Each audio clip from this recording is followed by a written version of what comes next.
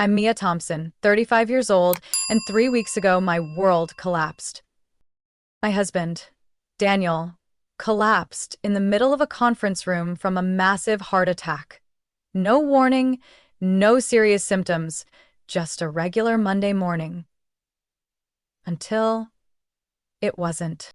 When I got the call from his coworker, her voice shaking so badly I had to press the phone close to my ear just to understand, I screamed so loud that my daughter Emily jumped in fear. I drove like a maniac to St. Luke's Hospital in downtown Austin, running red lights, breaking every rule, crying and praying as I drove. Please, don't take him from us, please. But my prayers came too late. Daniel passed away at 10:30 a.m. The doctor said his heart gave out in just minutes. Nothing could have been done, they told me, as if that was some kind of comfort. But I didn't need medical reassurance. I needed my husband. I needed a miracle. He was still warm when I held his hand one last time. But he didn't answer. No more crooked smile. No more warm voice saying, "Did you have your morning coffee yet?" My daughter Emily is only 9 years old. How was I supposed to tell her that the man who took her to the park every Sunday afternoon was never coming back? That afternoon, I drove to school to pick her up, my mind still lost in a nightmare. Emily jumped into the car, happily chirping. "Are we still getting ice cream like always, Mom? Dad said he'd be there early today." I pulled over, unable to drive. My whole body trembled. I turned around and took her tiny hands in mine. "Sweetheart, something really sad happened today." Emily looked at me with her clear blue eyes, confused. I tried to hold back my tears, tried to say each word clearly. "Daddy got very sick today, and his heart, it stopped working. So, the doctors will fix him, right?" she whispered, hope filling her voice. I nodded, tears falling. "They tried everything, but Daddy didn't make it." Emily was silent for a moment. Then she screamed, a scream that cut through me like a knife. She was panicked, broken, a pain no words could touch. She buried her face in my lap, sobbing, "I don't want ice cream anymore. I just want Daddy." That night, in a house that felt unnaturally quiet, I called my parents. My hands shook as I dialed. I needed them. I needed someone to tell me I'd be okay.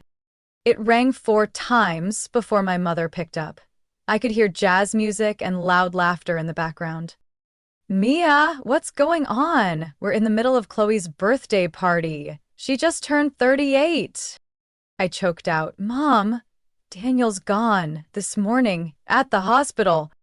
There was a long silence. Then she said, her voice sounding slightly impatient, "Oh my God, that's awful.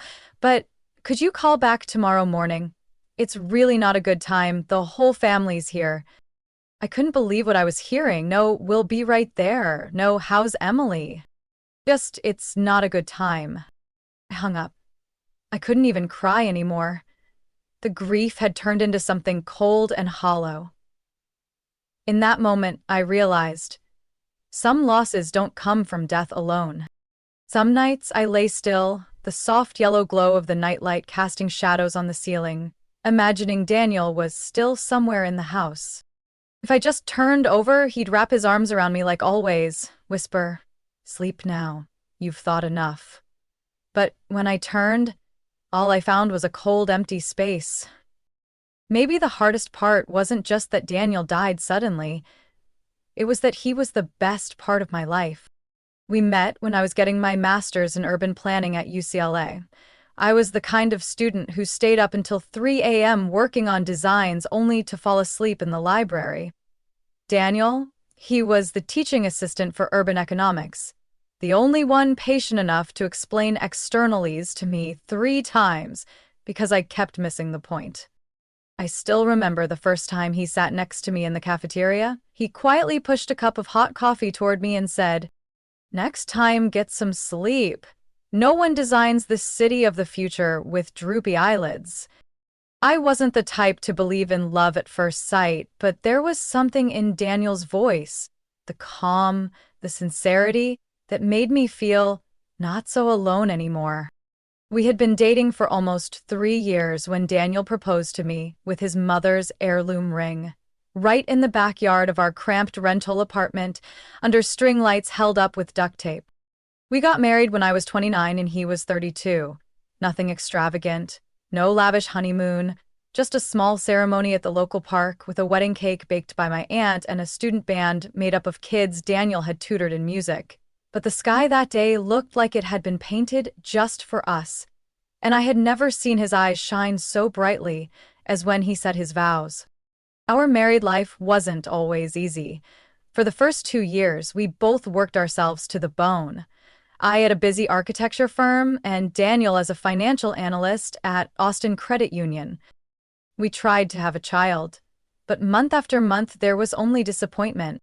1 year passed, then two. I went through an ectopic pregnancy, then a miscarriage at 11 weeks. Each time, Daniel never let go of my hand. He didn't say empty words like, "Everything will be okay." He just sat next to me, in silence, holding my hand tight. "We're not failing, Mia, we're fighting," he once told me on a rainy night when I broke down in the bathtub. And then, just when I had stopped hoping, when I had started looking into the adoption process, that pregnancy test showed 2 pink lines. Emily came to us like an everyday miracle. I developed gestational diabetes and had to stay in the hospital for almost the entire final month. Daniel moved his laptop and coffee maker into the hospital room. He worked from the sofa, read the newspaper aloud to me each morning, and massaged my back every night to help me sleep. When Emily was born, I thought my heart would burst from emotion until I looked over at Daniel. This tall man was sobbing like a child. "We have a baby, Mia. She has your eyes," he said, holding both of us close, his voice breaking. From that day on, Daniel became a heightened version of himself. He never missed a single parent-teacher meeting, even if it meant taking a day off work. He learned to make bunny-shaped toast just because Emily said she wanted to eat like the kids in cartoons. He even built a tiny app on his phone to log Emily's funny quotes, categorized as silly, mushy, and random philosophy. I used to look at Daniel and wonder, how did I get so lucky to marry someone like this? One night, when Emily had a fever, Daniel rushed her to the ER in the middle of the night, and still remembered to bring along the storybook she had been reading because the wait might be long and Emily won't sleep without her bedtime story. Just small things, but if you've ever lived with a truly kind man, you'll understand. Daily kindness is the truest form of love. And I had that fully, sincerely, for nearly 10 years with Daniel. Now, every time I open the drawer in our nightstand, I still see the notebook he used to write reminders titled, "Things to Remember to Make My Wife Happy." The last page has a hurried scribble. "Next Friday is our 10-year dating anniversary. Remember to reserve a table somewhere dimly lit with red wine and chocolate dessert." He never made it to that dinner, but he left behind a lifetime of kindness I will never forget. I used to think I was strong, but at Daniel's funeral, I realized there are some kinds of pain that no strength can carry alone, and some family you should never expect anything from. The funeral was held 3 days after Daniel's passing at a small church on the eastern outskirts of the city. I remember the sun that day was blinding, a harsh, jarring light that didn't match the pain crushing my chest. Emily and I arrived early. She wore the white dress Daniel once said made her look like an angel. I clipped a silver bow in her hair, the color he always said made her curls shine. Daniel's friends, colleagues from Austin Credit Union, our neighbors, Emily's teachers, they all came. Many were in tears as they looked at the large photo next to the casket. Daniel smiling, his eyes crinkling into little crescent moons, the smile that had lit up our whole family. But my parents were not there, and they didn't send a message either.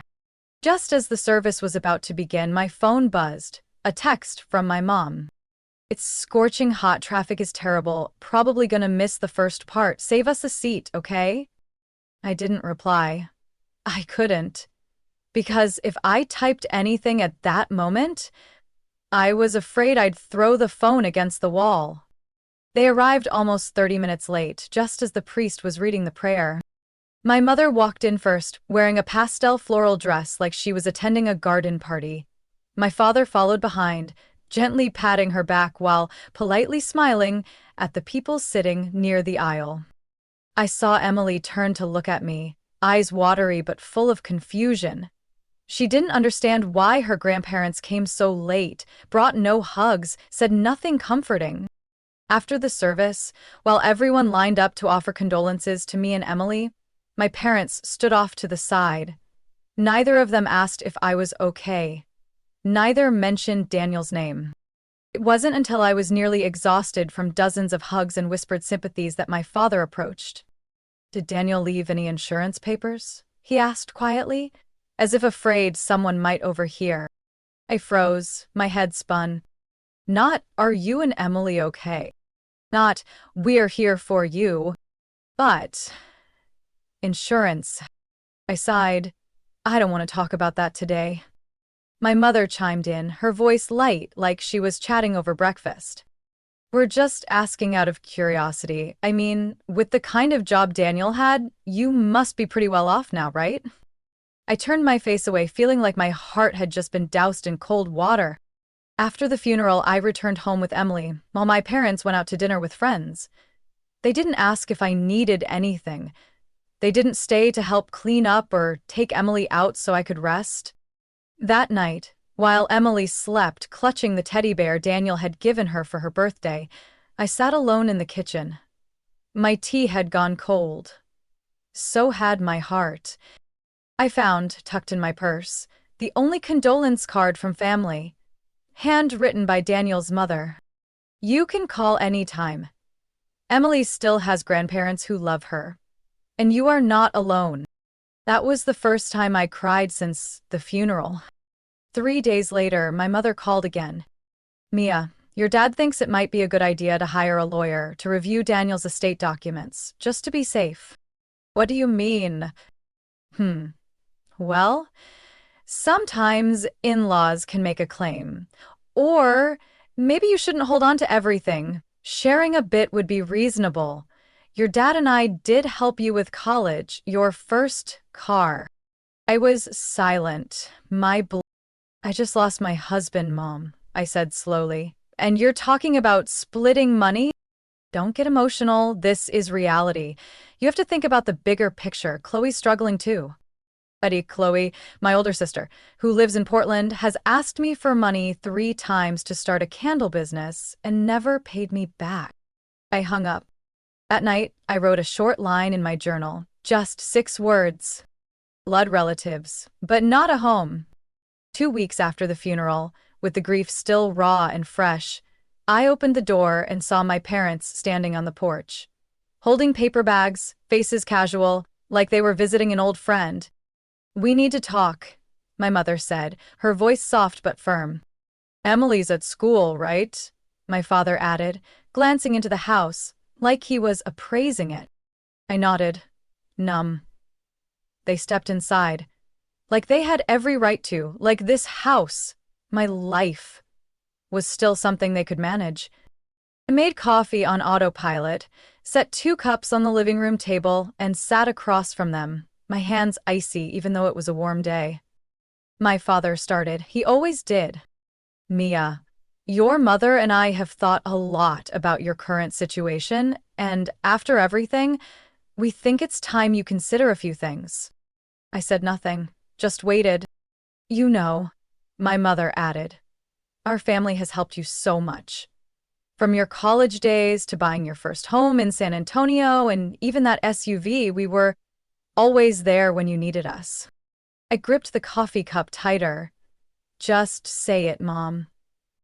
My father gave that polite boardroom smile, the one he used when pitching ideas back when he worked at the bank. "You received a substantial insurance payout from Daniel, didn't you?" My chest tightened. So, this was it. After all the vague calls, the half-finished texts, they hadn't come to check on me or Emily. They came to talk about money. How much? I asked, my voice hollow. We're not trying to pressure you, my mom said quickly. But if you shared 50% of it, your dad and I could retire early. That'd ease your burden. And Chloe could restart her handmade candle business. It has real potential. I laughed. Not the kind of laugh that comes from humor. The kind that bubbles up when you have no more tears left to cry. Daniel was buried just 2 weeks ago, I said. And today you're here to ask for 50% of the money he left for his daughter? My dad leaned back, expression calm. This isn't asking, Mia. It's reasonable redistribution. Family is about sharing, and you've received more than your share from Daniel. Now's the time to reflect on who helped you get to where you are. Share? I repeated. You're calling love, sacrifice, and 10 years of marriage a share? My mom fumbled. That's not what your dad meant, it's just, Daniel never lacked anything while he was alive. And now? You don't really need all that money at once. I stood up, hand pressed to the table. You didn't arrive at the funeral on time. You didn't ask Emily a single question. You didn't call once to see if I needed anything.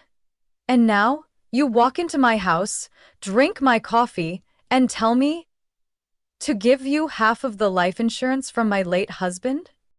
My dad crossed his arms, his voice lowering. Think of it as investing in the family, Mia. We're not young anymore. You have the means to earn it back, but we... Get out of my house. I cut him off.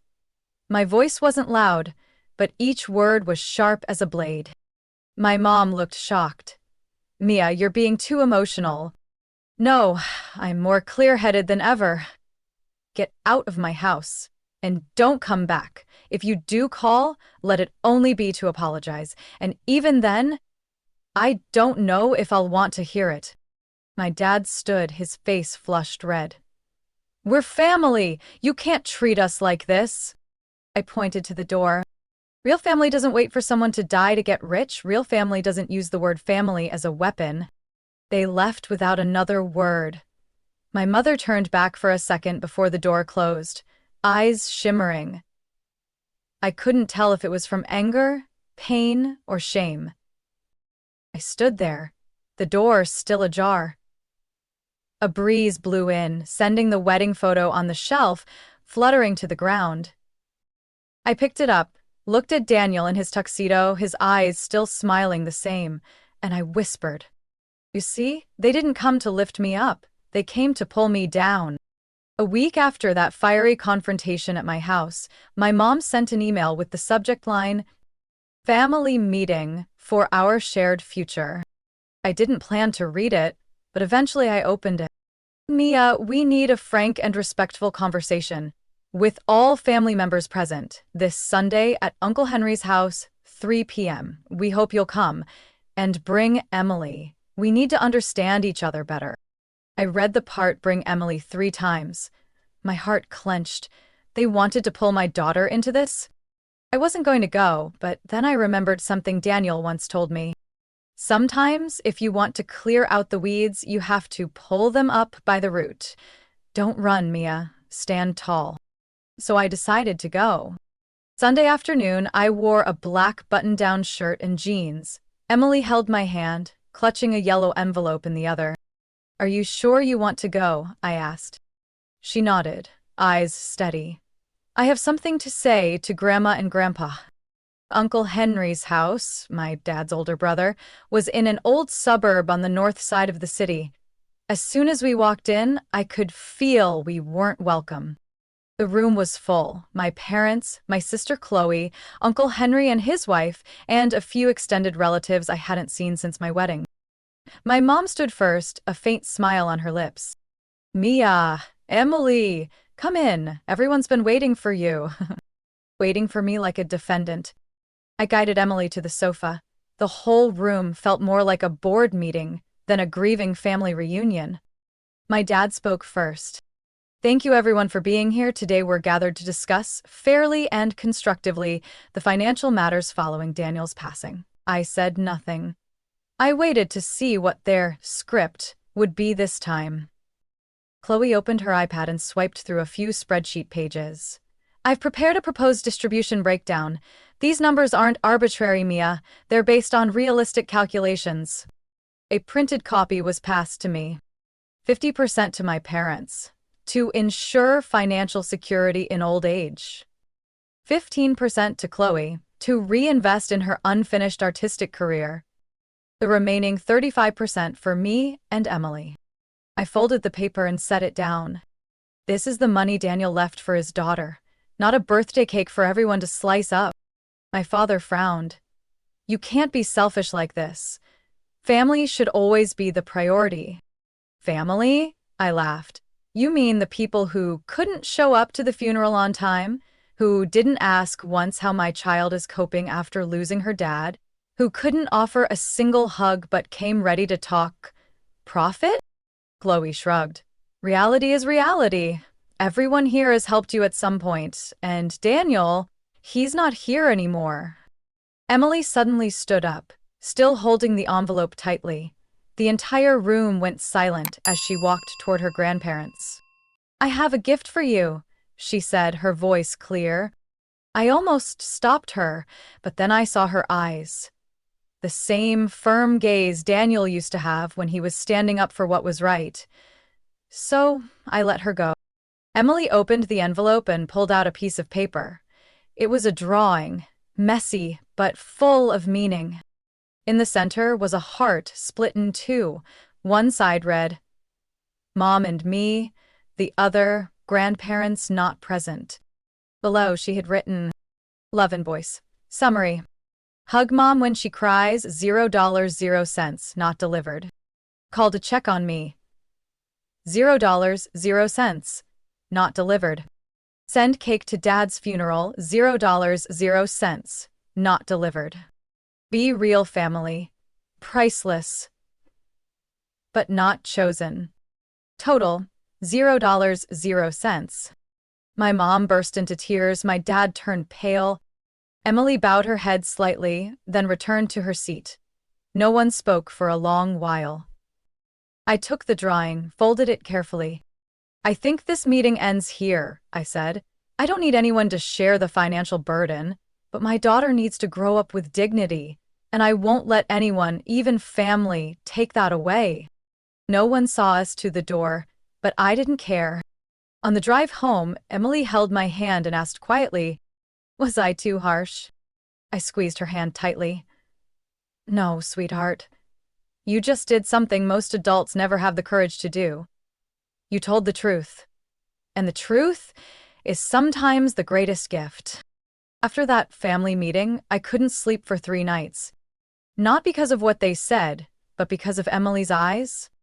She stayed calm, stayed strong, even asked me the next morning, When can I go back to math tutoring? But I could see it clearly. A part of her childhood had just been taken. We don't get to choose the family we're born into, but I do get to choose who stays in my daughter's life. And I decided everything needed to be made clear once and for all. I reached out to Samantha Graves, the lawyer Daniel had always trusted. She was an old friend of his from their MBA days at UT Austin. We met at her small office in the Riverside area. The space was cozy, not sterile like most law firms. Samantha greeted me with a firm hug. I know Daniel prepared everything carefully, she said softly. But I also know your parents probably won't back down easily. I nodded. I just need to make sure no one can touch Emily's future. Samantha handed me a thick folder. She had reviewed the entire will, insurance accounts, Daniel's investments, and all shared marital assets. Then she pointed to one section I had never noticed before. Emily Hope Thompson Trust, established 14 months ago. My eyes widened. I had no idea Daniel created a trust for her. Samantha nodded. He set it up right after last year's routine checkup. When the doctor warned about early signs of heart strain, Daniel didn't tell you? I choked up. No, he never told me. He just reminded me to eat breakfast, not to drink coffee after 7 p.m., and promised to make pancakes every Sunday.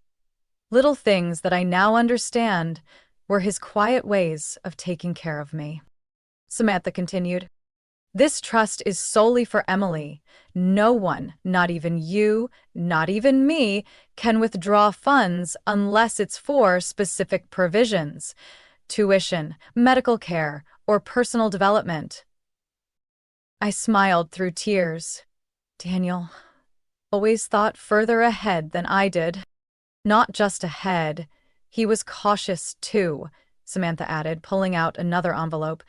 This is a handwritten letter from Daniel to you. I was instructed to give it if, in his words, things get worse than expected. I held the envelope, immediately recognizing his familiar, slanted handwriting. Dear Mia, if you're reading this, I'm probably no longer beside you to hold you every night and remind you to check the remote batteries. I'm sorry for not saying anything earlier. I was afraid that if you knew, you'd worry more and forget to enjoy each day. But I know your father, and I know he won't stop if he sees an opportunity. Emily's trust is sealed tight, and if they try anything, Samantha will guard it like I always tried to guard you. You don't owe them anything. Don't let them make you question yourself. You've already been the best mother Emily could ever wish for. I love you. Always. Daniel. I folded the letter. I didn't need any more reasons. That night, after Emily fell asleep, I sat alone in the living room, staring at my phone. Over 17 missed calls from my mother in the past 3 days, along with a stream of messages from my father, Chloe, even Uncle Henry. The content varied, from "you're being selfish" to "think of the greater good," and even "had a lawyer look into it." Still negotiable. I didn't respond. Instead, I hit block contact. One name after another, without hesitation.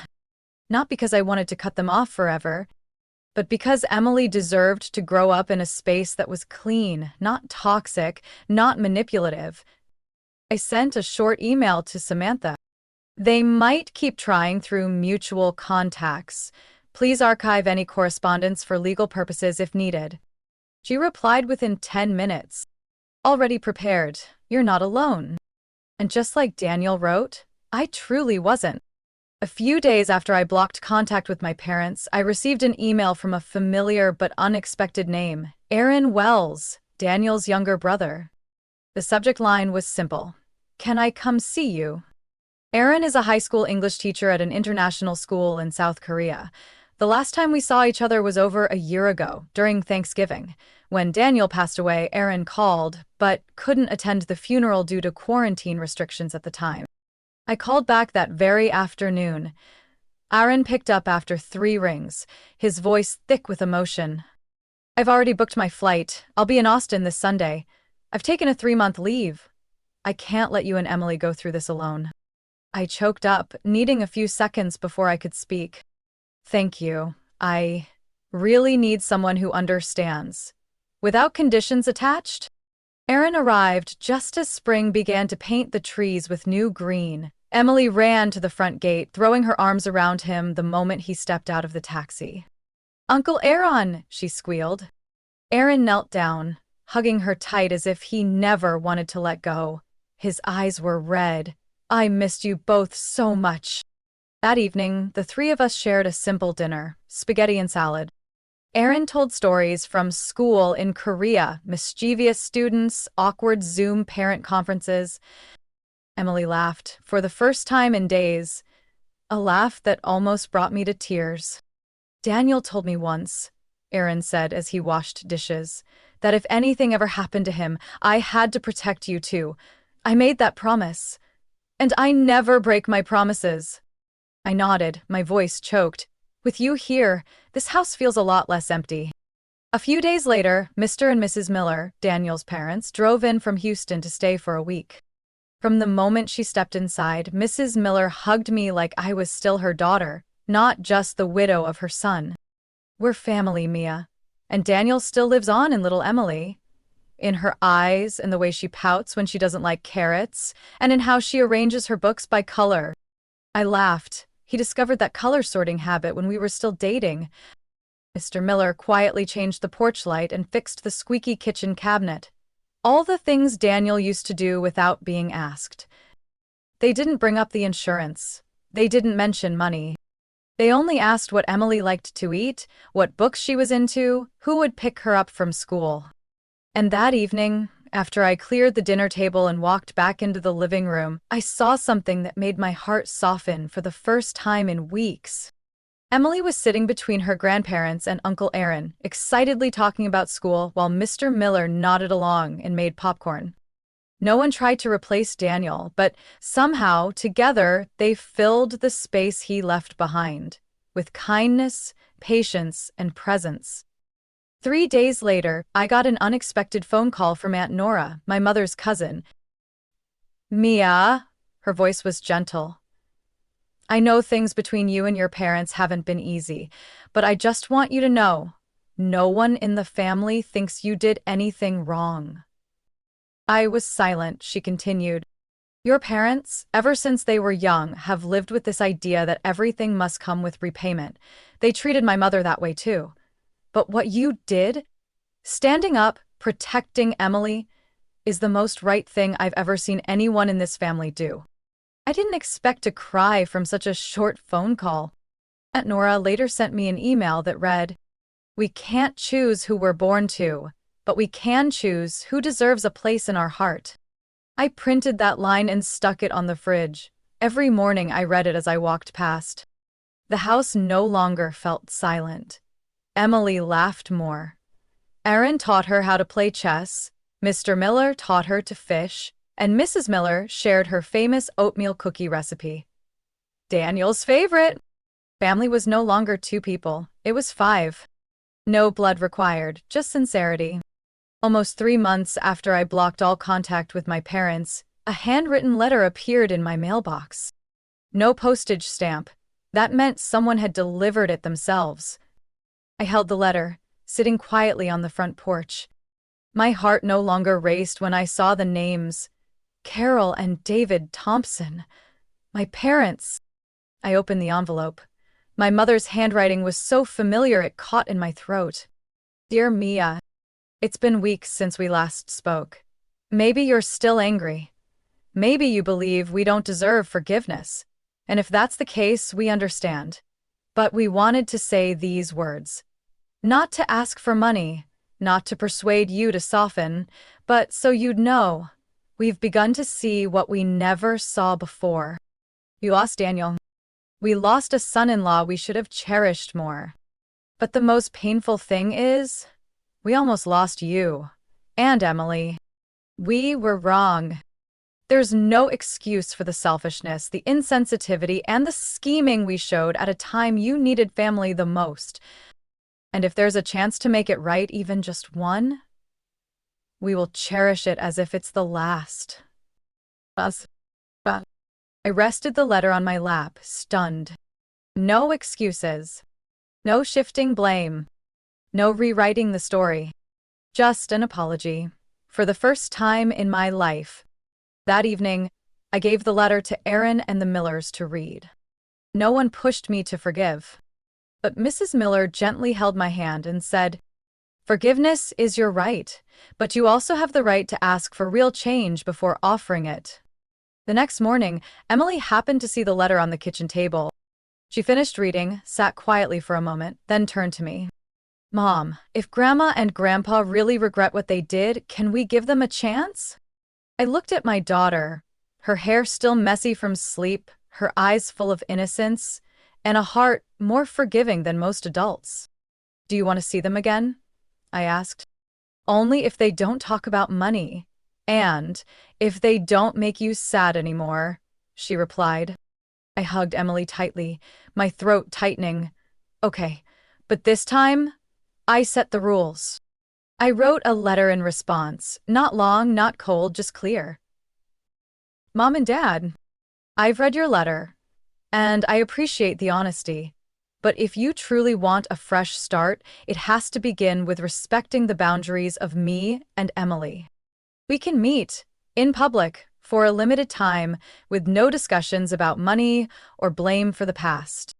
Everything else must be rebuilt slowly, through action, not words. If you agree, please confirm. If not, I'll respectfully maintain the current distance. Mia." 3 days later, I got a reply. A simple yes, along with a request to see Emily at the ice cream shop near her school, the same place Daniel used to take us every weekend. Saturday afternoon, Emily and I walked into Sunday Sweetie. My parents were already there, sitting by the window, each holding a small gift box. I sighed. Let's hope they didn't go overboard. Emily whispered, I'll keep an eye. My mother stood up first and handed Emily a thick book. Astronomy, history for kids. Exactly the kind of thing Emily had been into lately. No dolls, no sparkly charm bracelets. I remembered you like space, my mom said gently. Emily opened the book, looked at the illustrations, then glanced up at her grandmother.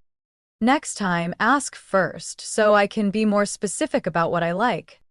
My dad nodded. No excuses, no interruptions. They listened while Emily talked about school, without mentioning Daniel, insurance, or the past. We stayed for 40 minutes. Just long enough to feel a bit of warmth. Not close yet, but no longer strangers. Before we left, my mother said quietly, Thank you for giving us a chance. I replied, not smiling but not cold either. A chance isn't forgiveness.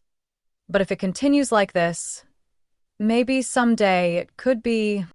On the way home, Emily held my hand and said, I don't know if they'll stay this way, but at least they didn't make you cry today. I squeezed her hand. That's a good start. The sky was clear that day, and for the first time in months, I felt like a new chapter had truly begun. One late summer afternoon, I sat in my home office, staring at my computer screen where a new title appeared. The Daniel Thompson Scholarship Fund, Cultivating Knowledge, Planting Seeds for the Future. I still remember the last time Daniel and I talked about his long-term dream. At the time, he had just wrapped up teaching a financial literacy program for teens at a public high school. You know what, Mia? He said, his eyes bright after the class. If kids in struggling neighborhoods understood how to manage money, maybe they could break the poverty cycle. I don't want to just be an investment advisor for the rich. I want to leave behind something bigger. I never imagined those words would become my compass after he was gone. But now, I was turning them into reality. After talking with Aaron and Samantha, our lawyer, I decided to dedicate part of Daniel's life insurance to starting a scholarship fund in his name. One focused on financial education and life skills for middle and high school students in low-income areas across Texas. Not a fancy gift, not elite college scholarships, just real, useful classes. How to budget, avoid credit debt, understand employment contracts, the things Daniel always said should have been taught early on. At the official launch of the fund at the East Austin Community Center, I wore a deep blue dress. The color Daniel once said made my eyes look like the sky after rain. Emily sat in the front row, next to Aaron and Mr. and Mrs. Miller. She carried a sketch pad. The cover featured a childlike but heartfelt portrait of Daniel. As I stepped up to the podium, my hands trembling slightly, I looked into my daughter's eyes. And I began. There are people who leave our lives, but they leave behind light. Daniel Thompson was one of those people. He didn't leave castles or luxury cars. He left values. That every person, no matter their background, deserves access to knowledge and opportunity. This fund is how my daughter and I continue lighting the path Daniel began. Applause filled the room. But the loudest for me was the small clapping from the front row, where Emily smiled, proud. In the months that followed, Emily and I regularly visited the fund's pilot classes. Even though she was only 9, Emily loved asking the older students, Have you started saving your allowance yet? One time, a boy named Jamal said to me after class, I never thought anyone cared if we understood money, but now I want to learn more, not just to get rich, but to be free. I cried. Not from sadness, but because I knew Daniel lived on in words like that. On the first anniversary of Daniel's passing, I, Emily, Aaron, and Daniel's parents returned to Lake Buchanan, the place where Daniel had proposed to me on an old wooden bridge. We spread a blanket on the grass, brought sandwiches, iced tea, and a large photo of Daniel. Emily prepared a handwritten letter to Dad, taped it to a balloon, and released it into the sky. Dad, I miss you a lot today. Mom and I made a scholarship fund for you. Everyone says you were inspiring, but to me, you were the first person who showed me what it means to be kind. The balloon floated up, disappearing into the quiet blue sky. I held my daughter's hand in silence. And I realized Daniel hadn't just left us money. He left something far greater. A principle for living. That you don't need to be a superhero to make a big difference. You just have to do the right thing. Every day. With your whole heart. Months later, at a workshop at a local high school, a teacher approached me after my talk. "You're Daniel Thompson's wife?" she asked. I nodded. He mentored one of my students. Thanks to Daniel's advice, that student chose to study accounting instead of dropping out for a low-paying job. Today, that boy has a full scholarship. All I could say was, "Thank you." Because I too was learning to believe in goodness again, through the legacy of the man I loved. Family, I've come to understand, isn't about blood. It's not about those who demand or dictate. Family is made of those who choose to stay, who choose kindness, who choose to lift you up with honest, unconditional care. Daniel taught me that. Now I'm teaching Emily, through the life we continue to build together. Mia's story is a powerful reminder. Family isn't defined by blood, but by genuine love and respect. In times of loss, not everyone will stay, but those who do, with actions rather than just words, are your true family. The most valuable legacy left behind isn't money, but values, kindness, and the seeds of love planted for the next generation. That can't be divided, and no one can demand it. What about you? What do you think about Mia's choices and the journey she's taken? Share your thoughts in the comments below. And don't forget to follow the channel for more touching and powerful stories about family and life.